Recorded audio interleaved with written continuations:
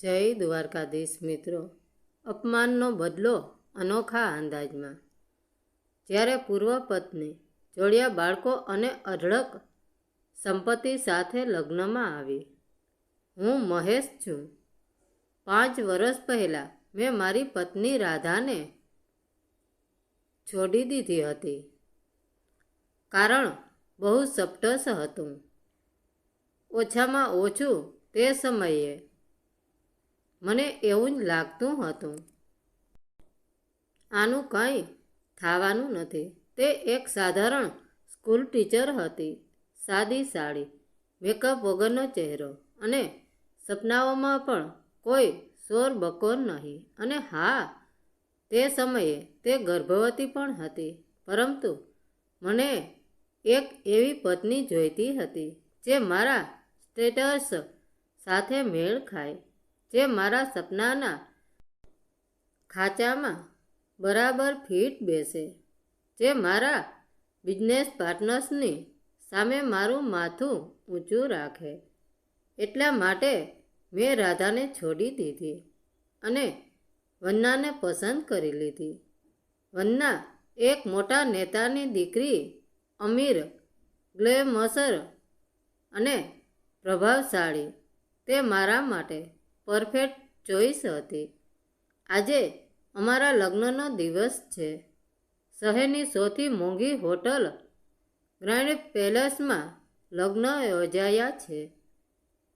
હોલમાં ઝુમ્મર એવા ચમકી રહ્યા છે જાણે આકાશમાંથી તારા જમીન પર ઉતરી આવ્યા હોય. મહેમાનોમાં મોટા મોટા ઉદ્યોગપતિઓ, નેતાઓ, મીડિયાવાળા બધા જ હાજર છે. સાચું કહું તો આ લગ્ન માત્ર પ્રેમનો સંબંધ ન હતો. આ એક સોદો હતો. મારી કંપની છેલ્લા 2 વર્ષથી ખોટમાં ચાલી રહી હતી. દેવું વધી ગયું હતું. ઇન્વેસ્ટરોનો ભરોસો ડગમગી રહ્યો હતો. પણ જો આ લગ્ન થઈ જાય તો મારું કરિયર અને કંપની બંને બચી શકે તેમ હતું. વંદનાએ પોતે જ રાધાને આમંત્રણ કાર્ડ મોકલ્યું હતું. હું ઈચ્છું છું કે તે આવે, વંદનાએ સ્મિત સાથે કહ્યું હતું, જેથી તે પોતાની ઓકાત જોઈ શકે. મેં પણ હસીને હા પાડી દીધી હતી. આવશે તો ખરી, કદાચ મફતનું જમવા મળે એટલે. મારા મનમાં કંઈ પણ પસ્તાવો કે ગ્લાનિ નહોતી.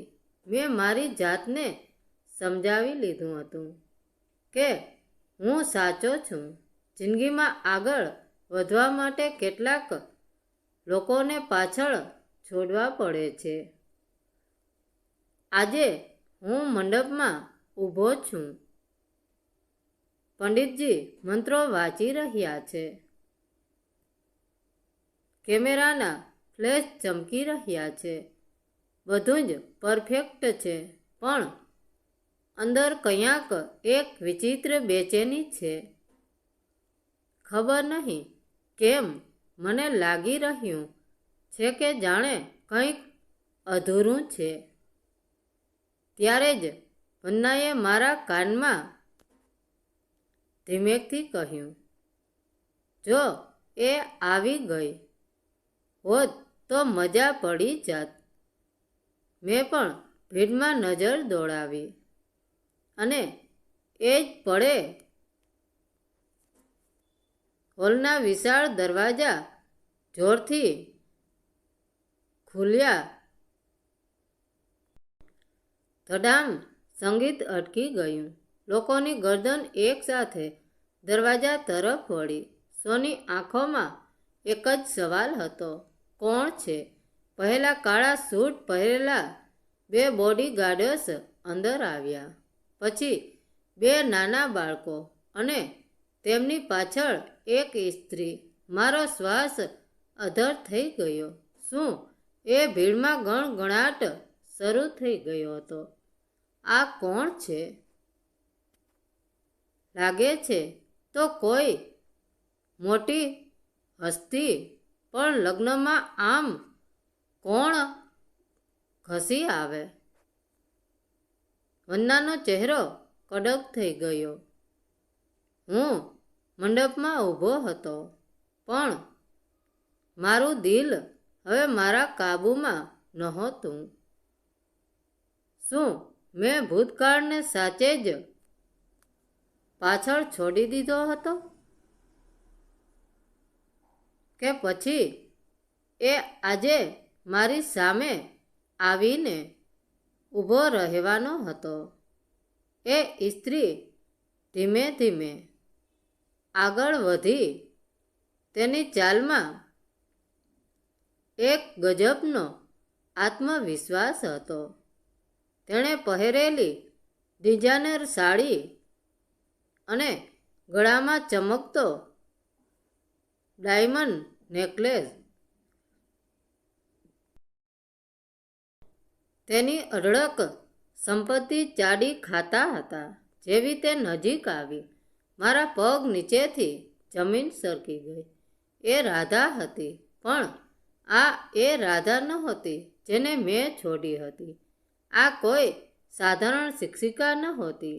આ એક પાવરફુલ બિઝનેસ વુમન હતી. તેની સાથે આવેલા બે સુંદર બાળકો, એક છોકરો અને એક છોકરી, લગભગ 4-5 વર્ષના હતા. મારા હૃદયના ધબકારા વધી ગયા. શું આ મારા બાળકો છે?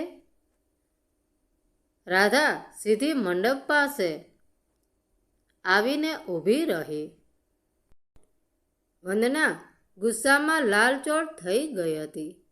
તારી હિંમત કેવી રીતે થઈ અહીં આવવાની? વંદના રાણી રાધાએ શ્રીમત કર્યું, પણ એ શ્રીમતમાં વ્યંગ હતો. એણે પાછળ ઊભેલા હોટલના મેનેજર તરફ ઈશારો કર્યો.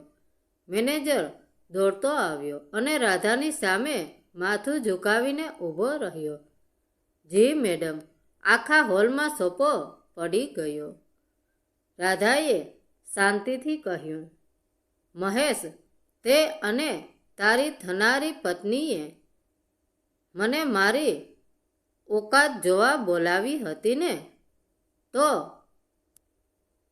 મને થયું કે હું પણ તમને તમારી ઓકાત બતાવી દઉં. તેણે એક ફાઇલ વંદનાના હાથમાં મૂકી.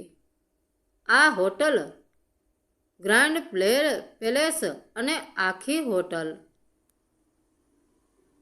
ચેન હવે મારી માલકીની છે. મેં આજે જ આ ડીલ સાઇન કરી છે. અને મહેશ, જે ઇન્ટરવ્યુનો ના ભરોસે તું આ લગ્ન કરી રહ્યો છે ને, એ ઇન્વેસ્ટમેન્ટ ફર્મની સીઓ પણ હું જ છું. મારા કાનમાં શરણાઈને બદલે હવે ભયંકર ઘોંઘાટ સંભળાવવા લાગ્યા. મારી કંપની, મારું ભવિષ્ય બધું જ રાધાના હાથમાં હતું. તું આ કેવી રીતે કરી શકે? હું માંડ બોલી શક્યો. રાધાએ બાળકો તરફ જોયું. જ્યારે તે મને ગર્ભવતી હાલતમાં રસ્તા પર છોડી દીધી હતી, ત્યારે મારી પાસે 2 રસ્તા હતા: તૂટી જવું અથવા તૂટેલા ટુકડા જોડીને પહાડ ચડવો. મેં મારા બાળકો માટે બીજો રસ્તો પસંદ કર્યો. મેં એડ્યુટેક કંપની શરૂ કરી, જે આજે દેશની સૌથી મોટી કંપની છે. વંદનાએ ફાઇલ નીચે ફેંકી દીધી. તો તું શું સાબિત કરવા માંગે છે? કાંઈ નહીં, રાધાએ કહ્યું. બસ એટલું જ કહેવા આવી હતી. છું કે જે હોટલમાં તમે લગ્ન કરી રહ્યા છો એ મારી છે અને મારા નિયમ મુજબ અહીં દગાબાજ લોકોનું સ્વાગત નથી થતું. તેણે મેનેજરને આદેશ આપ્યો, આ લગ્ન અહીં નહીં થાય. ફંક્શન કેન્સલ કરો. રાધા પાછી ફરી. જતાં જતાં તે અટકી અને મારી સામે જોયું. મહેશ, તે સ્ટેટસ માટે સંબંધ તોડ્યો હતો ને આજે તારી પાસે ન તો સ્ટેટસ જ છે, ન પરિવાર અને ન તો બિઝનેસ. અને હા, આ આરવ અને અનન્યા છે તારા બાળકો, જેમને હવે તારા નામની કોઈ જરૂર નથી. રાધા તેના બાળકો અને બોડીગાર્ડ્સ સાથે જેવી રીતે આવી હતી તેવી જ શાહી અંદાજ પાછી વળી ગઈ. હું અને વંદના મૂર્તિની જેમ ત્યાં જ ઊભા રહી ગયા. મંડપ સૂનો હતો. મહેમાનો શસ્તબંધ હતા.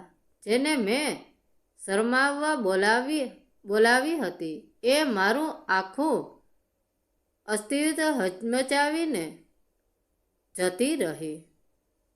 બોધ વ્યક્તિઓનો વર્તમાન જોઈને તેનું ભવિષ્ય નક્કી ન કરવું જોઈએ, કારણ કે સમય અને મહેનત રાજાને રંગને રાજા બનાવી શકે છે. મિત્રો, વાર્તા કેવી લાગી? સારી લાગી હોય તો કોમેન્ટ કરીને જરૂર જણાવજો. ધન્યવાદ મિત્રો. રાધે રાધે. જય દ્વારકાધીશ.